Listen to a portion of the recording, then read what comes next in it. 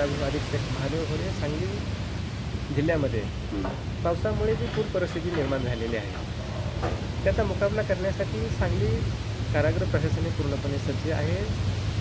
सुरक्षिततेचा उपाय म्हणून काही कैद्यांना कोल्हापूर मध्यवर्ती कारागृह येथे हलवण्यात आलेला आहे। यामध्ये 20 महिला कैदी 60 पुरुष कैद्यांचा समावेश आहे। अन्नधान्य, भाजीपाला, कॉम्प्युटर संच, इतर आवश्यक साहित्य जे आहे ते पूर्णपणे सुरक्षित स्थळी पोहोचवण्यात आलेलं आहे। या आस्थापनेवर एक आपत्कालीन कक्ष स्थापन करण्यात आले आहे। त्यामध्ये जे कर्मचारी अधिकारी आहेत ते पूर्णपणे सतर्क आहेत। भविष्यात कोणतीही गैरसोय होऊ नये यासाठी सांगली जिल्हा कारागृह प्रशासन हे पूर्णपणे सज्ज आहे। किती महिलांना आणि पुरुषांना आपण पाठवलं कांबा जेलला? आपण 20 महिला कैद्यांना व 60 पुरुष कैद्यांना पाठवलेलं आहे। अजून पाठवायचे आहे? आणखी पाठवण्याची प्रक्रिया सुरू आहे।